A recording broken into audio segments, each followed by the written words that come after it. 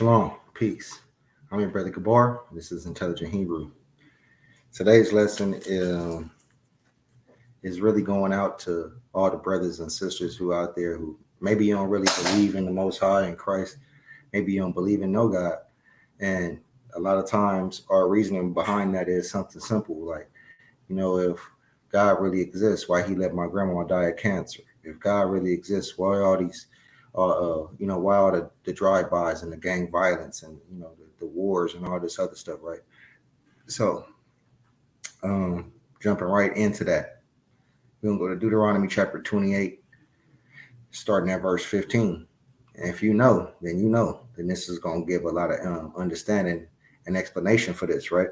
So Deuteronomy chapter 28, verse 15, and it reads, "But it shall come to pass, if thou wilt not hearken unto the voice of the Lord thy God, to observe to do all his commandments and his statutes, which I command thee this day, that all these curses shall come upon thee and overtake thee." So just simple and plain. All these curses are going to come upon us when we don't keep the commandments, when we don't follow the laws that God gave us to live by, the the laws of living civilized, the civil law, the moral law, our moral compass, right? Um, as well as the whole not the sacrificial, but as well as the ceremonial law and the things that we in our mind that they kind of don't have to do with it, right? But the moral and the civil law, when we break those things, we're breaking the other commandments along with them. So it doesn't, they go hand in hand. And so this is a big problem with us in the so-called black community. I'm talking to all you so-called black people scattered to the four corners of the earth because of the transatlantic and Arab slave trade.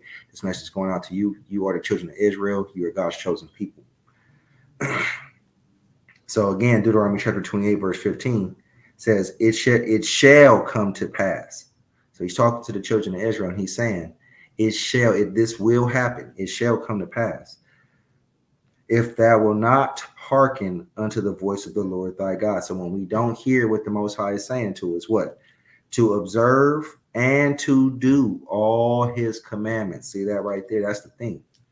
So when we don't hear the Most High God and we don't do his commandments, and it says, and his statutes, which I command thee this day, that all these curses shall come upon thee and overtake thee. Look at verse 16. He says, "Cursed shalt thou be in the city." So that's pretty much everywhere you go. "And cursed shalt thou be in the field."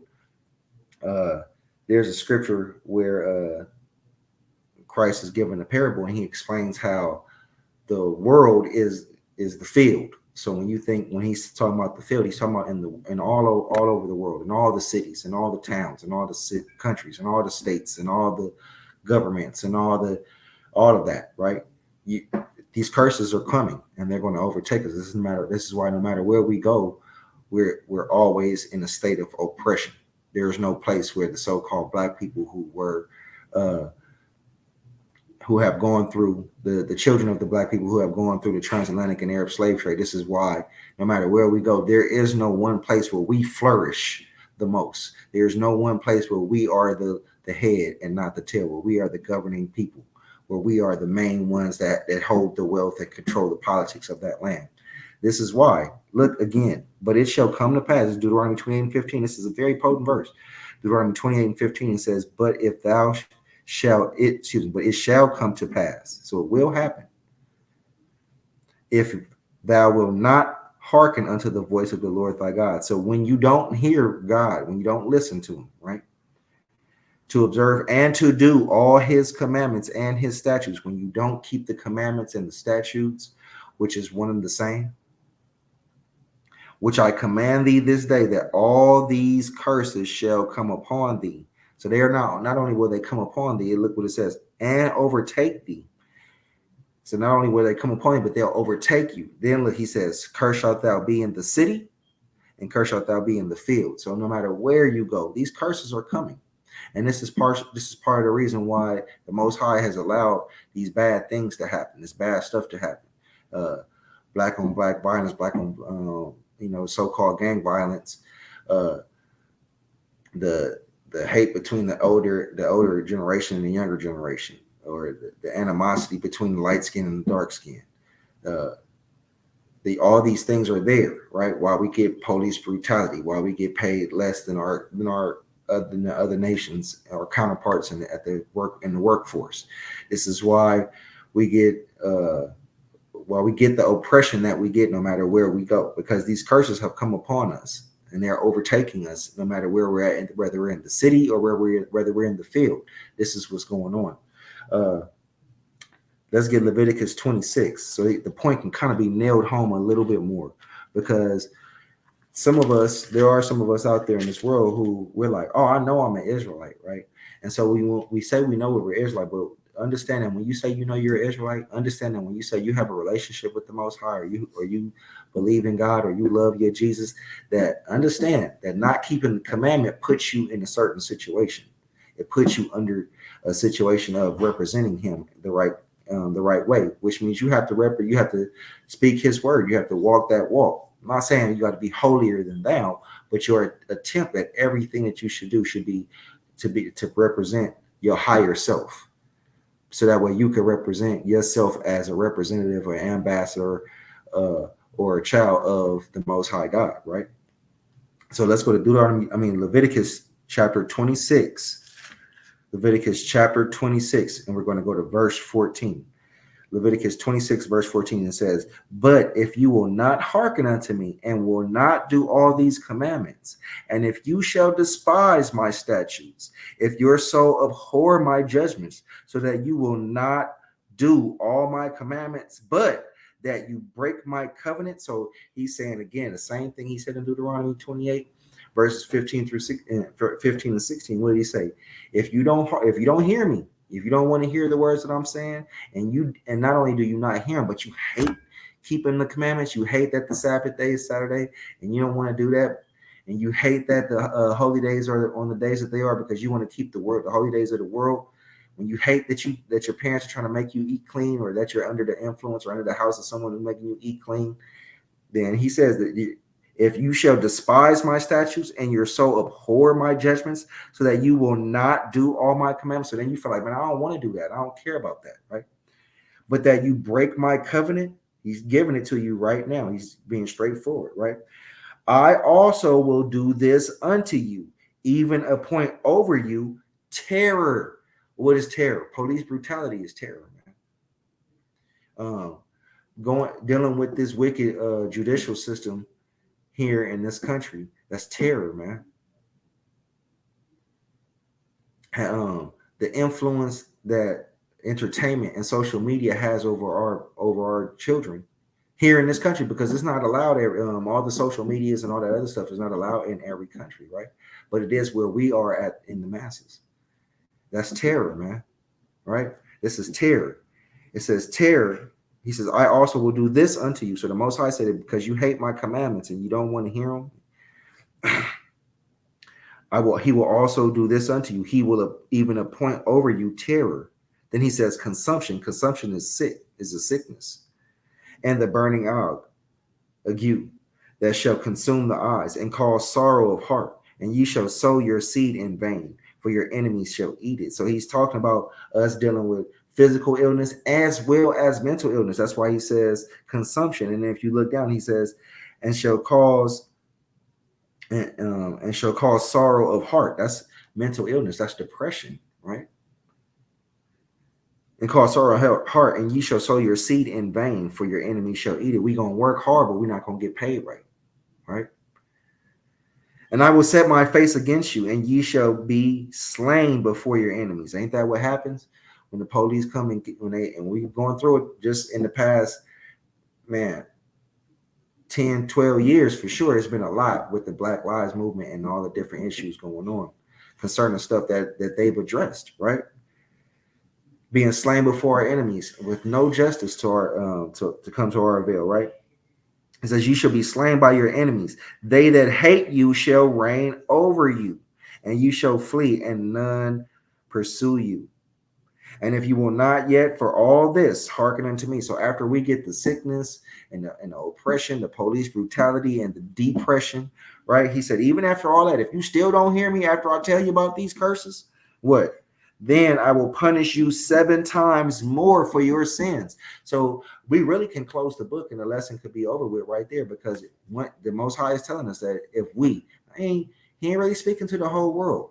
He's talking to you, so-called black people scattered to the four corners of the earth because of the transatlantic and Arab slave trade. You are his chosen people. You are the children of Israel. You're his children according to the Bible. And so when he's talking about, when he says that you have broken the covenant, when he's talking about you not keeping the commandments, he's talking to you, so-called black people. And so he's saying it. And if you will not for all this hearken unto me. So after he tell us about the curses, tell us about the sickness, he tell us about the oppression, when he tell us about all these things, and we still don't care, we still don't want to hear him, what? Then I will punish you 7 times more for your sins. He's going to give us 7 times more of this stuff, 7 times more of the sickness, 7 times more of the oppression, 7 times more of the police brutality, 7 times more of depression, 7 times more of underpaid and overworked, right? These are the things that's coming. These are the things that have been upon us since the time of the transatlantic slave trade. These curses have been upon us, and they pursued us in the city and in the field, and they've been overtaking us. This is why we can't seem to. This is one of the big reasons why we can't get ourselves together, right? Let's move on.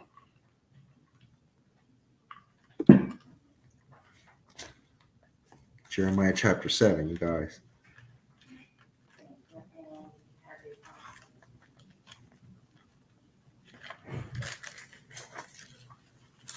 Jeremiah 7 in verse 24. And it reads, but they hearkened not, nor inclined their ear, but walked in the counsel and in the imagination of their evil heart, and went backward and not forward. And this is the same thing we're doing today. We'll hear about this stuff. Some of you brothers and sisters out there may have heard that you're Israel, right? That you're an Israelite. And it's good news to you. You may like it. Some of you may hear it and don't even know what to do with it. Don't even let it sit in your mind too long, right? But the fact that you're hearing it, and then you hear about the commandments, and you know that there are commandments that the Most High God has given. And then you also know that those commandments were, something that we probably should live by, or that we did live by at some point, right? But then here it is. The Most High didn't just give you commandments. He gave you what would happen if you broke those commandments. He gave you the curses. You guys read Deuteronomy. If you're not familiar with it, read Deuteronomy chapter 28. The whole thing. The first 14 chapters is telling you about the curses. About the blessings, excuse me. All these blessings that will happen to us if we would keep the commandment. And verses 15 through 68 tells you about all the curses that will happen to us if we break the commandments. And then you can go and read that again in Leviticus 26. And it gives you to it with a little bit different understanding, a little bit more understanding in some ways, right? So that's Leviticus 26 and Deuteronomy chapter 28. But he's saying, look at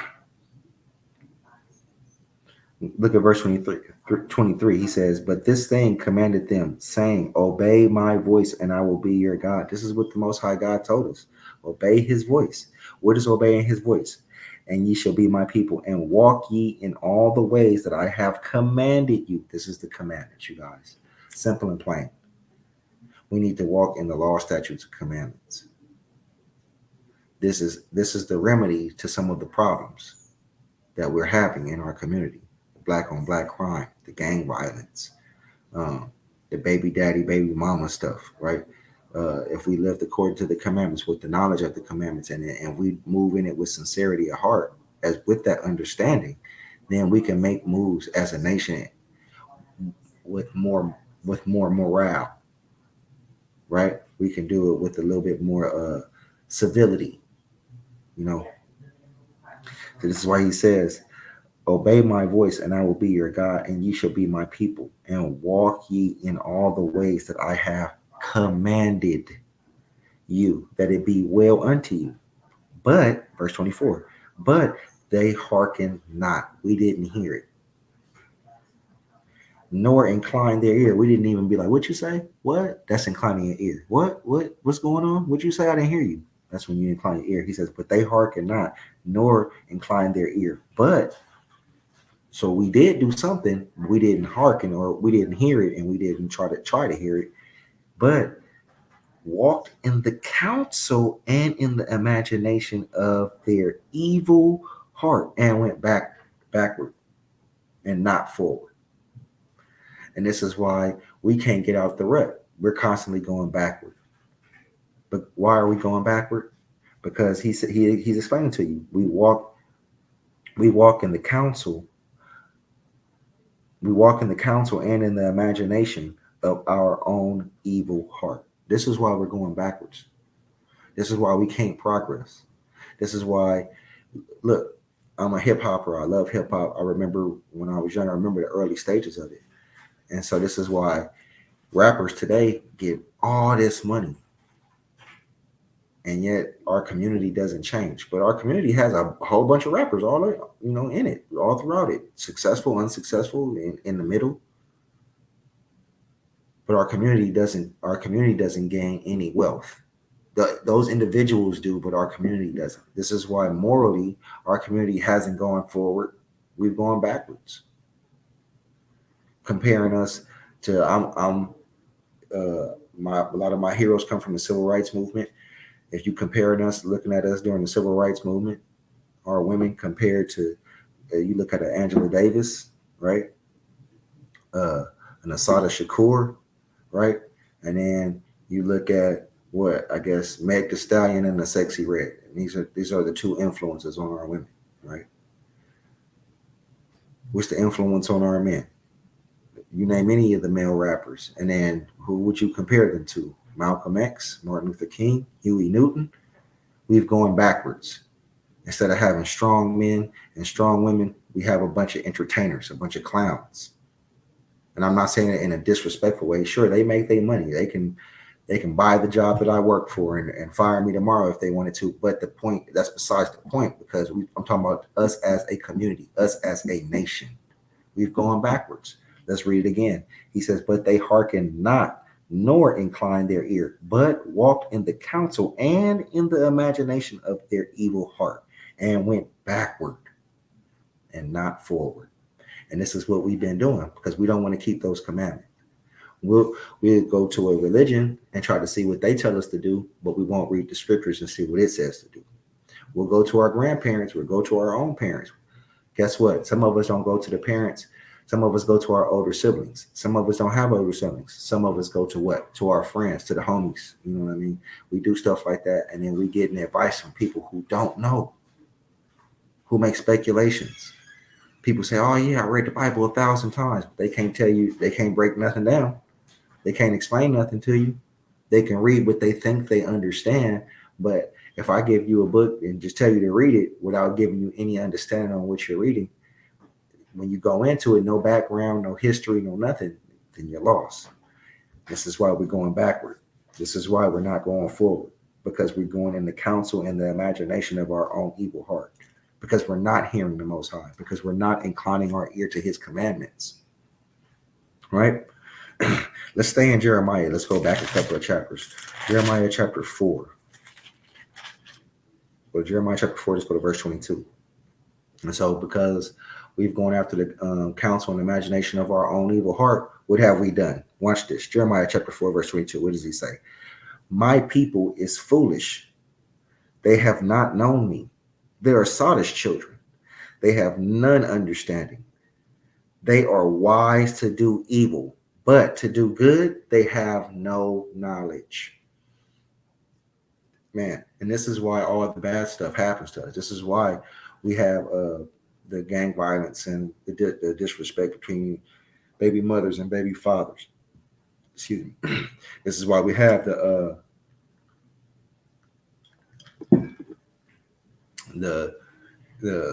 undertone and animosity between the light skin and the dark skin. This is why we have the animosity between the elder and the younger. This is why we have that's why we have the issues between, guess what? Between our brothers and sisters on the continent of Africa and our brothers and sisters that are here, our brothers and sisters North, South, and Central America, and the Caribbean islands, and our brothers and sisters that are here in the mainland of America. This is why we have those issues, because we're not keeping the commandment.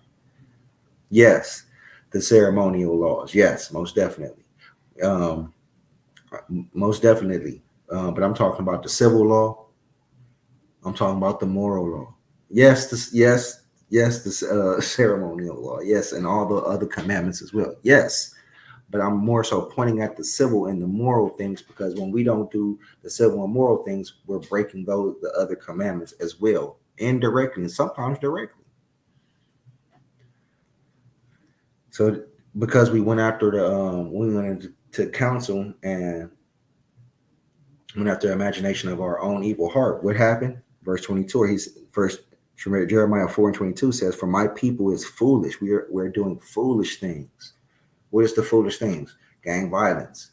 You fighting over a neighborhood that a lot of times we don't even own property in that neighborhood, right? And some of us who did, our grandparents may have owned that property, and now guess what? It's been bought out. That neighborhood, the neighborhood is gentrified, right? That's foolish. You ain't built up nothing in the neighborhood. You terrorizing the people in the neighborhood, the old folks, the young folks, your peers, right? You probably, I know when I was younger, you spray paint the neighborhood, right? And so this is foolishness. Fighting over the color or fighting over the name of the street, killing each other over the name of the street, and so on and so on and so forth. That's foolish. He says, "For my people is foolish; they have not known me. If we knew him, we would keep the commandments." As this is what First John is talking about.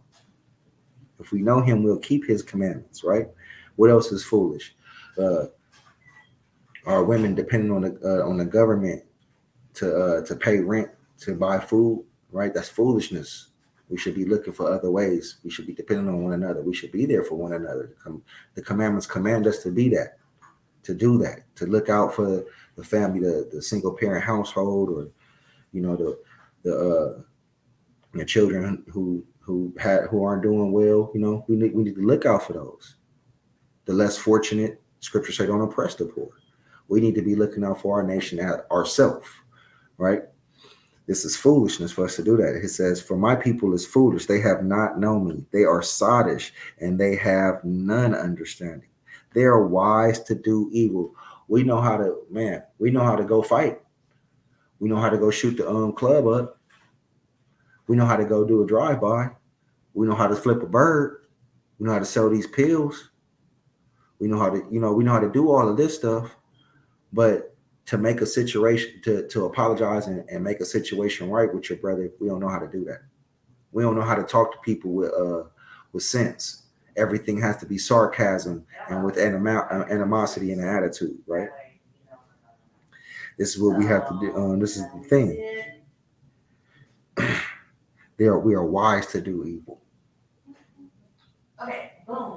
Wise to sell drugs. Wise to go to war with one another, right?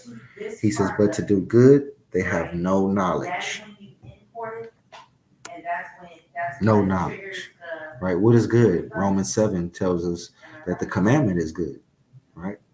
So this is what we got to be doing. We got to move on the commandments. Come back to the commandments, because that is the cure-all for when we read in the first couple of verses, how because of our disobedience, we dealing with a lot of curses, and today we call them generational curses, and we still should, because it's been handed down from the generations of Moses, right? Let's go back to Deuteronomy. Let's go to Deuteronomy chapter 29. Let's go to Deuteronomy. You know what? Let's not go to 29. We're going to go to 29, but let's go to Deuteronomy 28. And we're going to start at verse 45, because I think it all ties together with this. Deuteronomy chapter 28, verse 45. "Moreover, all these curses shall come upon thee, and they shall pursue thee." So even the curse is not just going to come upon us. No matter where we go, if we run back to Africa, if we run to a different country, maybe to the UK or something like that, right? Those curses will still be there. The oppression will still be there. The mistreatment will still be there, right? It's all going to still be there, because running away is not the answer. The answer is coming back to the commandments and getting right with the Most High according to his law, statutes, and commandments that we're supposed to live by, not by religion, Let me make sure I say that. Not by religion. Guess what? Not by politics. Those things are not our cure-all. But coming back to these commandments, let's start over. Deuteronomy 28, verse 45. Moreover, all these curses shall come upon thee and shall pursue thee. So they're going to chase you, no matter where you go, and overtake thee. So no matter where you go, they're not only going to chase you, they're gonna still overtake you. They're still going to destroy you, right? And overtake thee till thou be destroyed, because thou hearken not unto the voice of the Lord thy God. So because we didn't hear the Most High, this is why this is going to happen to us. He said we didn't hearken to the voice of the Lord thy God to do what? To keep his commandments and his statutes which he commanded thee.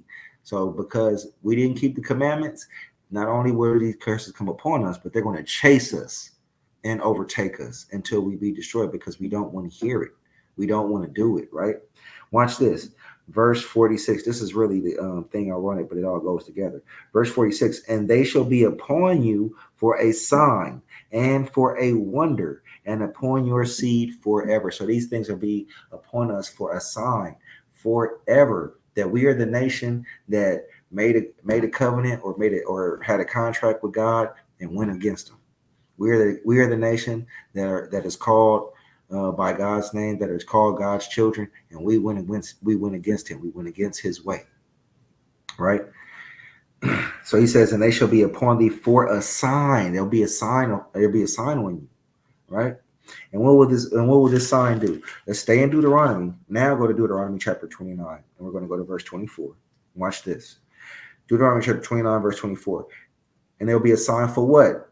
Even all nations shall say, wherefore hath the Lord done thus unto this land? So when he takes us out the land, he kicks us out of our own land, and no matter where we go, we're always oppressed in this city or in this town or in this part, right?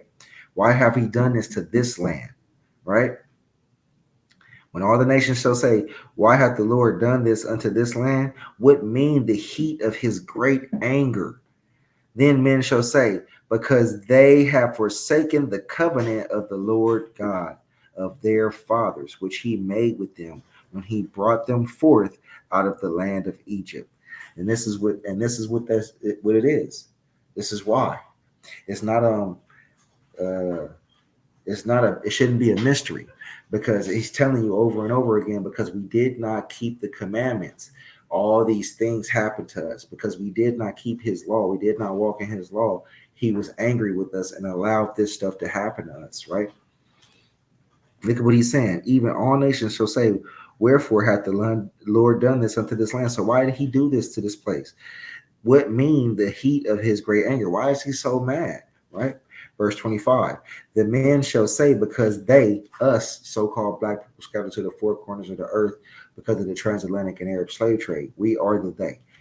Because they have forsaken the covenant of the Lord God, or the Lord Yahweh of their fathers, which he made with them when he brought them forth out of the land of Egypt, right?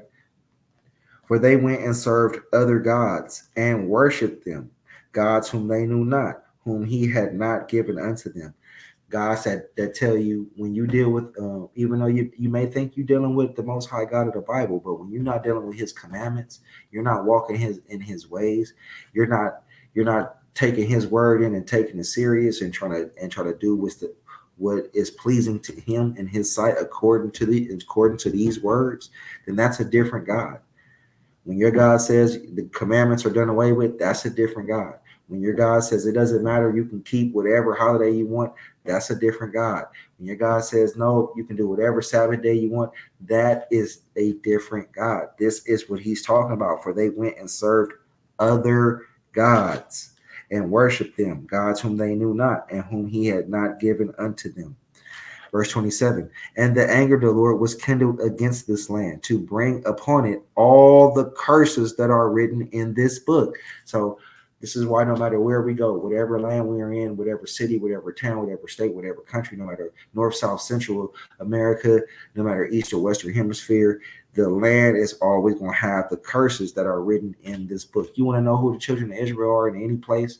Go look at the curses and then go see if what people fit those curses, right? Those are usually the children of Israel. They usually, right? Verse 28, and the Lord rooted them out of their land in anger. So this is why we this is why we don't have our land. This is why we don't know where we from, right? And in wrath and in great indignation. So through his anger and indignation, and cast them into another land as it is this day. This is why no matter where you go, we're scattered in somebody's land, in the corner, in the ghetto, in the slum, and being oppressed and dealing with these curses. This is a sign, as we read in Deuteronomy 28. This is a sign of who we are. This is also a sign of what, if we come back to the command, law, statutes, and commandments, that we can, that is the cure all to our problem, right? Let's go to Jeremiah chapter 9. Man, that Deuteronomy 28 went perfect with that 29. Hopefully I'm not speaking out of my arrogance, and y'all see what I saw in it. All praise to the Father and not to myself. Let's go to Jeremiah chapter 9 and go to verse 13. Look what it says. Jeremiah 9 and 14. And the Lord said, because they have forsaken my law, which I have set before them, and have not obeyed my and have not obeyed my voice, neither walked therein, but have walked after the imagination of their own heart, and after Baalim, which their fathers taught them. So, just real quick, Baalim is another god. He's another god. This is what he's saying. He said, we didn't walk after, we didn't keep his commandments. We didn't walk in the law, right? Verse 13, and the Lord said, because they have forsaken my law. We forsook his law. We like, I don't care about that. Law is done away with, right? Which I set before them. The Most High gave this law. And have not obeyed my voice. We did not obey any of his commandments, any of his laws, any of his statutes. We don't obey it. We don't hear it. Neither walk therein. So, of course, if we don't hear it and we're not obeying it, we damn sure ain't going to walk in it, right? We're not going to do it. Verse 14, but have walked after the imagination of their own heart. This is what I really wanted to get. And this is what we did. And this is what we're still doing. And this is why we're under these curses. This is why we deal with the things we deal with, right?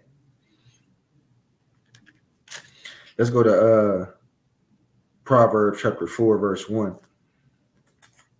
Wait, let me see. Did I want to?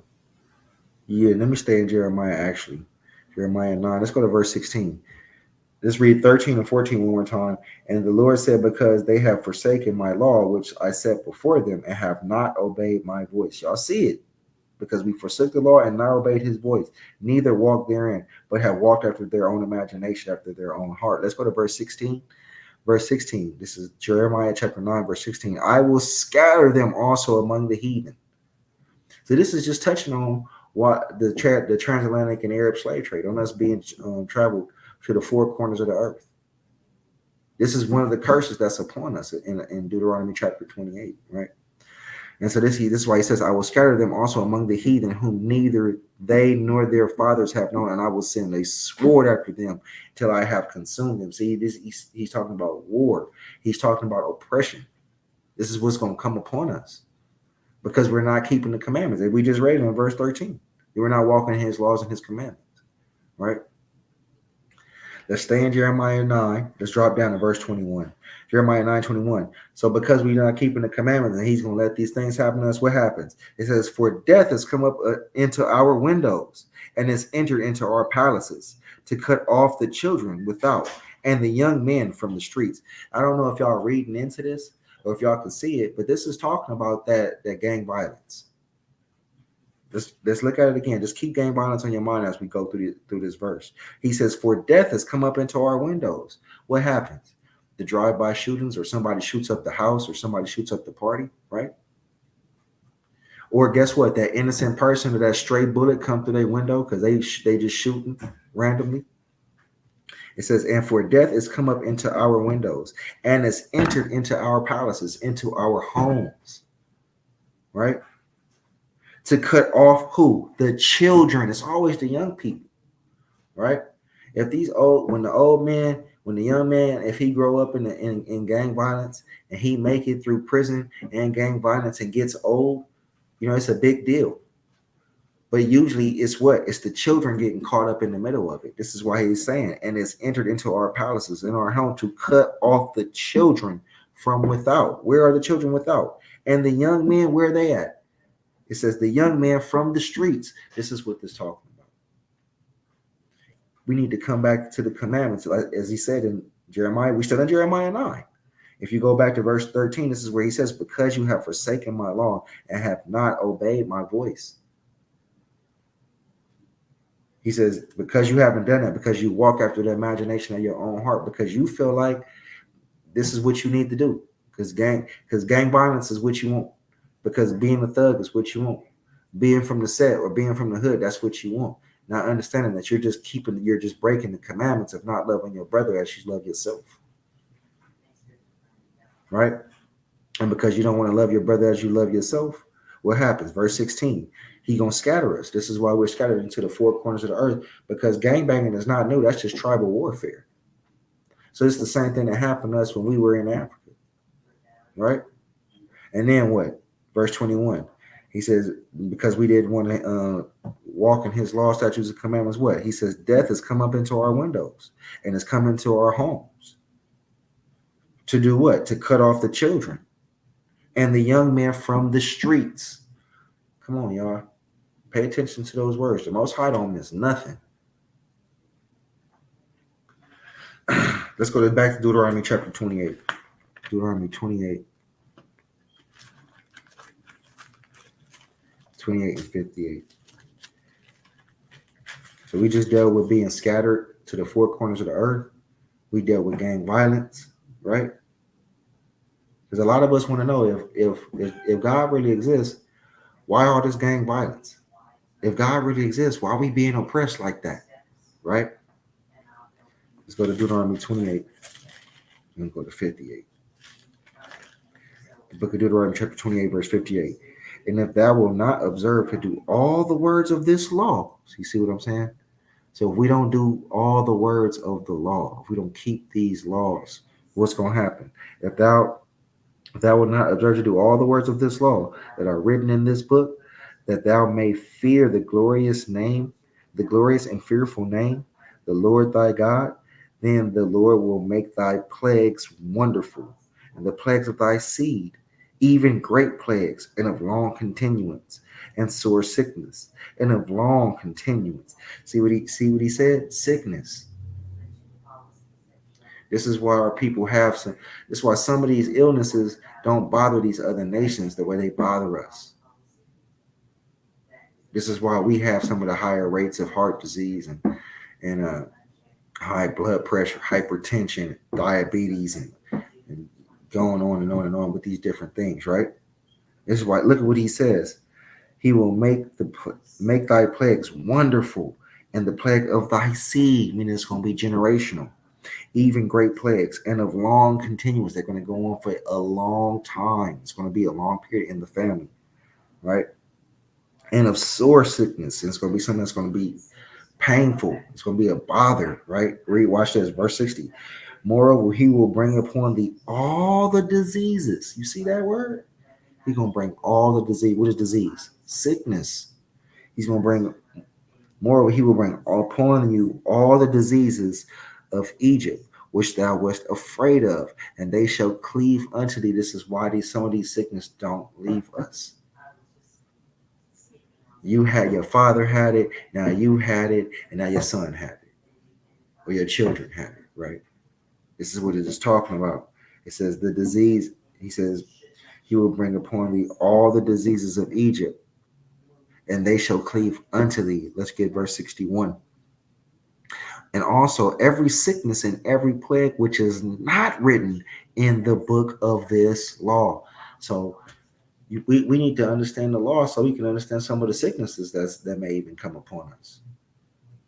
But he's saying that this is the problem. We don't want to stick with his commandments. What's one of his laws we don't want to deal with? The dietary law. And this is why we get the sicknesses. Right? We don't want to eat clean. We want to eat pork. Pork bacon, pork sausage, pork pepperoni. You want to eat ham, uh, you know, pork chops, and we want to eat chitlins. We want to eat all this stuff that we're not supposed to be eating. We want to eat shrimp. We want to eat crab. We want to eat lobster, oysters, right? We want to eat these things, right? But then he says what? Moreover, he will bring upon thee all the diseases of Egypt, and they shall cleave unto you. Verse 61. Also, so not only with all the diseases of Egypt, but also every sickness and every plague which is not written in this book of the law. Them will the Lord bring upon thee until thou be destroyed. This is what's going on. So when you want to know if God is real, if God exists, you know, why he let Big Mama die from diabetes, why my auntie had to, why she had a stroke. Well, was she eating right? Was she eating clean? Was she eating a lot of stuff that the Most High said don't eat? Do we even consider that? Do we even think about this? Why he says you don't even incline your ear to hear what I'm saying. We're not wise to do good because eating clean, and taking care of yourself is good for us, right? This is why the Most High gave us a dietary law, so that we could take care of our organs, our liver, our kidneys, our stomach, our this or that, and control our sugar and control our pancreas, this and all of that stuff. So that way we won't have the diseases of Egypt and all the other diseases that are not written in this book. Leviticus 11, you guys, that's the book that tells us what we should and should not eat. Y'all look into that. Right? And why should you look into that? Why should you even care about it? Let's go to Proverbs. Let's go to Proverbs chapter 4. We're Proverbs chapter 4. We're going to jump around just a little bit. We're going to start at verse 1. And we're going to read verse 1 and 2. Proverbs chapter 4, verse 1. Hear, ye children who? Children of Israel, you so-called black people scattered to the four corners of the earth because of the transatlantic and Arab slave trade. You are God's chosen people. You're God's children. You are the children of Israel recorded in the Bible. Hear, ye children, the instruction of a father. Who is the father? The Most High God. Duh, right? We got to hear the instruction of our father. What's the instruction of our father? And attend to no understanding. For I give you good doctrine. What's this? What are the instructions? What is this good doctrine? Forsake ye not my law. The law is the instructions of God. The law is the good doctrine from God. Let's read on. For I was my father. No, not 3. Verse 4. He taught me also and said unto me, let thine heart retain my words. What is it when you retain something? It's when you keep it. When you retain something, you keep it. So he's saying, keep his words. Keep them in your mind. Keep them in your heart. When you move and you do stuff in the world, how you handle business, how you talk to people, how you treat people, that's part of you retaining his word, because then you're doing it if you're doing it right according to his commandments, right? He says, retain his word and do what? And keep my commandments.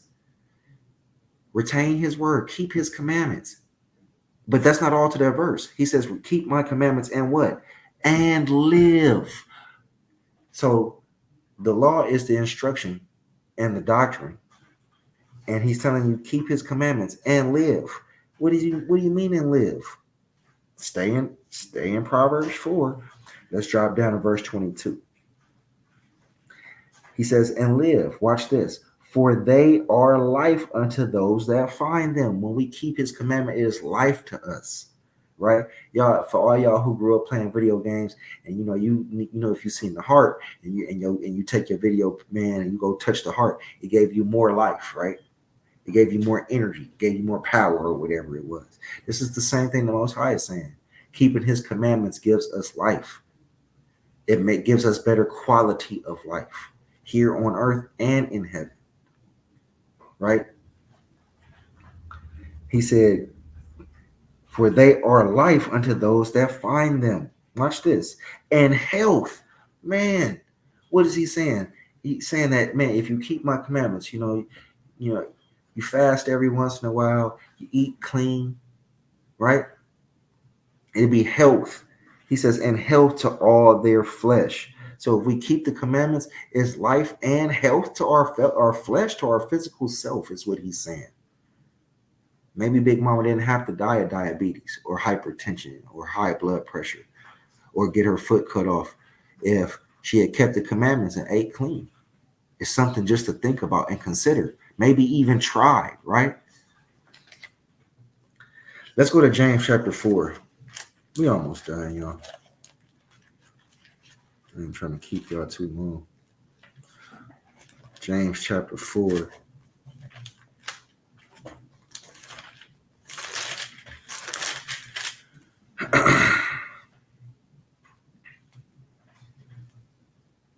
We're going to do James chapter 4. I'm going to read verses 1, 2, and 3. He says, "From whence come wars and fighting among you? Come they not hence even of your lust, that war in your members?" Because this is what we want. We want that strife. What they like to say, I want the smoke, right? I want all the smoke, right? We say that kind of stuff because what? In our mind, that's what we think that shows our strength. We think that shows power. But the Most High has all the power and all the strength. And even in you wanting all the smoke, that could lead to your demise. All the black on black crime, the gang violence, right? He says, but why are we fighting? Why do we want war? Come they not hence even of your lusts? It's because what you're doing. Like we read earlier in the scripture where it says that we don't listen to him. We don't go to his, we don't take heed to his word. We don't incline our ear, but we do go after our own counsel in the imagination of our own evil hearts, right? Verse 2, he says, you lust and have not. So the things that we desire for, we don't have it. You kill and desire to have. We're willing to kill for some of this stuff, for the money that's in the world, right? To be seen as that nigga, or to be seen as, excuse my French, as to be seen as a bad bitch, right? These are the things that we desire for. We'll kill for these things. We disrespect people for these things. We're breaking the second greatest commandment, which is to love our brother as we love ourselves, right? You lust and have not. You kill and desire to have and cannot obtain. You fight and war, yet ye have not, because ye ask not. See, the problem is we're trying to go about it in the worldly way. The love that we're seeking the world. We're seeking the love of the world. See me as a thug. See me as a killer, as a gangster. See me as a rider, right? See me as the one not to mess with like that. Don't play with him. Don't play with her, right?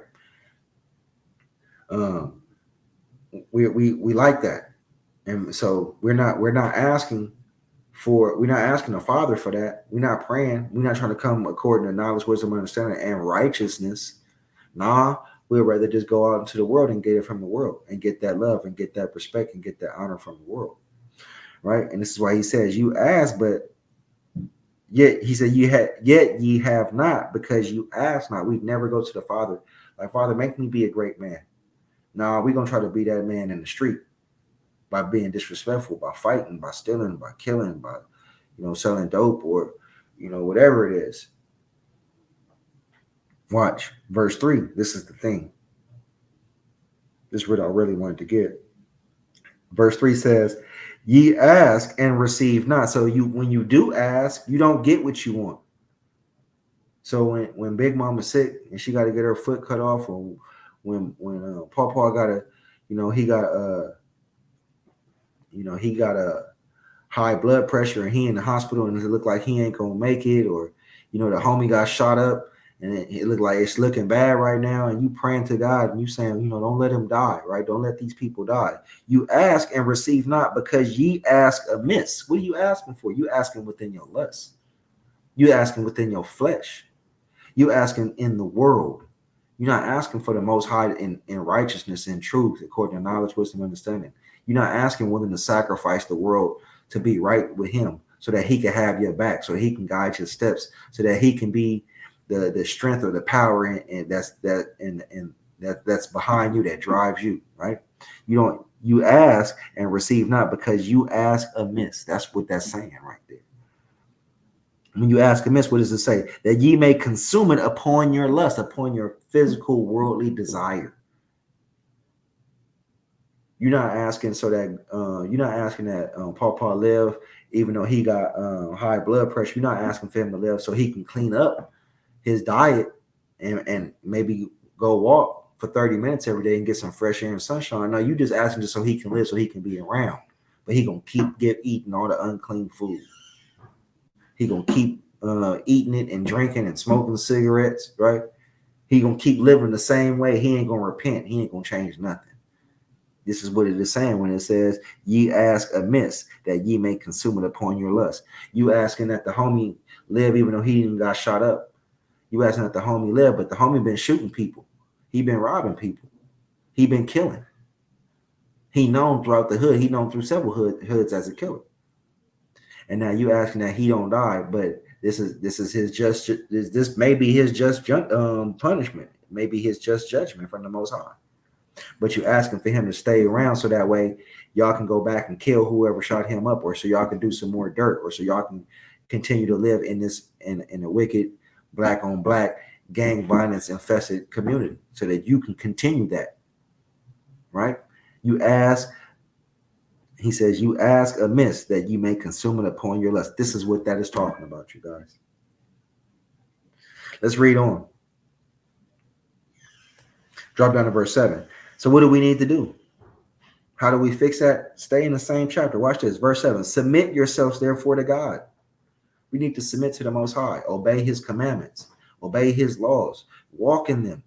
Leviticus 11 tells us how to eat right so that we don't, that way these illnesses and these sicknesses don't affect us. The commandments tell us how to love, that we are to love our brother and not hold a grudge towards one another in Leviticus chapter 19. These are the things that we're supposed to be trying to do. This is because we don't keep those commandments. This is why all the bad stuff is happening to us. This is why when you try to blame it on God, we can't blame it on God. We did it we're doing it to ourselves by not keeping those commandments. So this is why we got to come back and do what? Verse 7, submit yourselves therefore to God. And what else? Resist the devil and he will flee from you.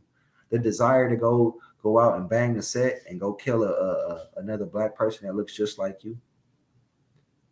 You know, we got to resist that. We got to resist going against our elders in the black community. We need to learn from them. Elders, we got to stop going against our young people and start teaching them and guiding them. Women, we got to be women and men. We can't be independent from one another. We got to be codependent upon each other. So that way, this is how we bring about proper families. And those proper families help rebuild us as a nation. God exists, but we got to do it his way. We got to keep his commandment. And the reason why God allow all this bad stuff is because we don't want to keep it. So this is why he's saying, submit yourselves to God and resist the devil. The word devil means to deceive. And all those things, gang violence and the animosity between young and old, you know, oppressing the poor, not taking care of the single parent household, the animosity between the men and the women. All of this is deceitful. It's deceiving us into thinking that we can do it and we're going to get ahead in life like this. We may as individuals, but as a nation, we're going to continue to be held back. And we're going to always wonder, why do God allow this to happen? Why in our community it's all this gang violence? Why they let the police beat us down like that? Why Big Mama had to get her foot cut off? Why Papa died of high blood pressure? Why the homie gets sprayed up and do like you can't blame God, right? Why? Because you got to submit yourselves to the Most High. We got to resist the devil and he will flee from you. Verse 8, watch this. Draw nigh to God. So we got to get close to the Most High. And he will draw nigh to you. So if you take one step towards the Most High, he'll take he'll take 2 steps towards you, right? But what do we have to do when we start to do that? He says, cleanse your hands, you sinners, and purify your hearts, you double-minded. He's saying we got to cleanse our mind. That's purifying your heart. Your heart is your mind. Your heart is the thing that is the organ in your chest that pumps blood. But your mind is what really thinks and what reasons and makes you desire and makes you want and gives you direction and guidance and so on and so forth. So he's saying, purify your heart. We got to purify our mind. This is why he says, purify your hearts, you double-minded. Got to purify our heart, get aligned and get in line with the Most High God. Not according to no religion, but according to his laws, his statutes and commandments. That's what we read over and over again, right? We got to get in line, purifying our heart. And then it also says, cleanse your hands. That means we got to stop doing it because it's talking about us because you work with your hands, right? If you fix your car, you do it with your hands. If you build a house, you build it with your hands. That's why it's talking about the works that you do, the deeds that you do. So this is why he's saying we got to purify our minds and our hearts. We got to purify, cleanse our hands. We got to change the things that we're doing, right? And cleanse your hands, you sinners, and purify your hearts, you double-minded. We got to change our mind. That's the thing. Because let's understand this. I'm going to get these two scriptures and we done, y'all. Let's understand this. If you're in the world and you're not trying to keep the commandments, there's no point in you going. I mean, I can't say there's no point in you going to the Father because he says he's going to have mercy on whom he has mercy on. But your prayers are an abomination to him, right? What is an abomination? Something that's unclean, something that's detested, something that is hated, right?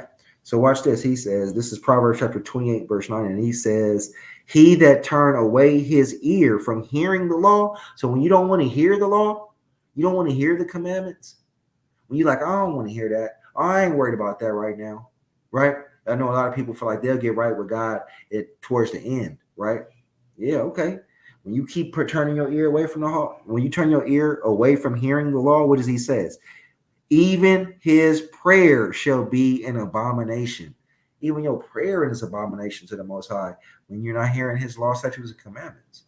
So when you praying for the homie after he got sprayed, when you praying for grandma, for big mama, or papa, because they got hypertension or high blood pressure or sugar diabetes or whatever it may be, and you praying for them, you know, your prayer is an abomination to the Most High God, because you don't care about what he say.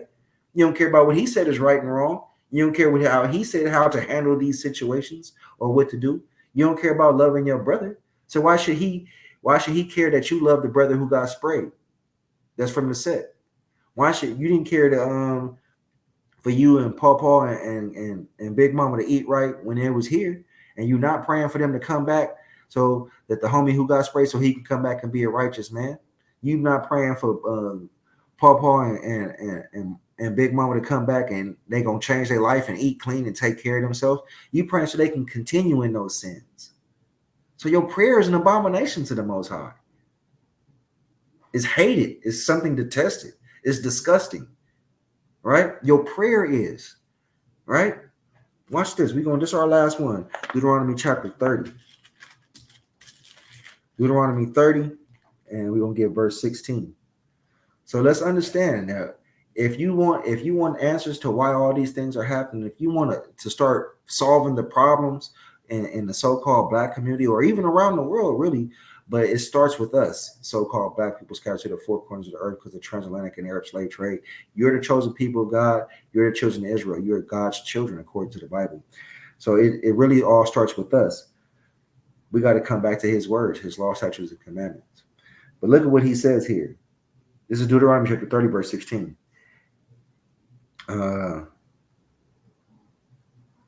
Verse 15. Deuteronomy 30, verse 15. See, I have set before you this day life and good, death and evil. What you mean you set before us life and good, death and evil? Father, explain. And he does in the very next verse. Verse 16. In that I command thee this day to love the Lord thy God. Well, how do we love you? To walk in his ways. Okay, when we walk in his ways, what does that mean? Look at how he's talking to you. He's explaining it. To walk in his ways. Well, how do I walk in his ways? To keep his commandments and his statutes and his judgments, that thou may live. This is how we're supposed to do this. This is the choice he set before us. He says he has set before you this day life and good, death and evil. Right? That we should keep the law, statutes, and commandments of the Most High, that we may live. He said that thou may live and multiply, and the Lord thy God shall bless thee in the land whither thou goest to possess it. So see, if we keep his commandments, we'll live and he'll bless us, right? Watch this, verse 17. But if thine heart turn away, so that thou wilt not hear, but shalt be drawn away and worship other gods and serve them, I denounce unto you this day that you shall surely perish. Perish means to suffer. So when we don't want, he's saying life and good if we keep his commandments.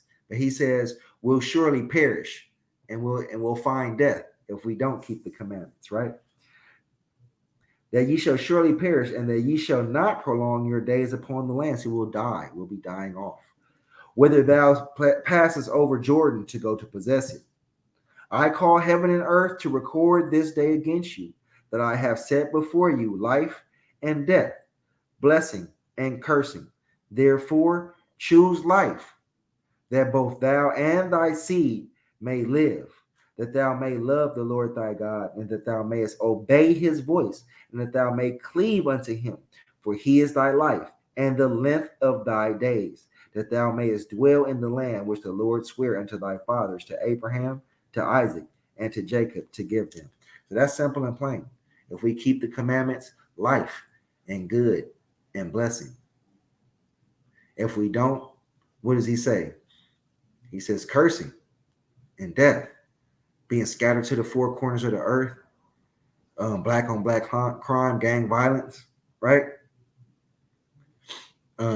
What? Sickness and disease, a complete and total breakdown of our community and us as a nation.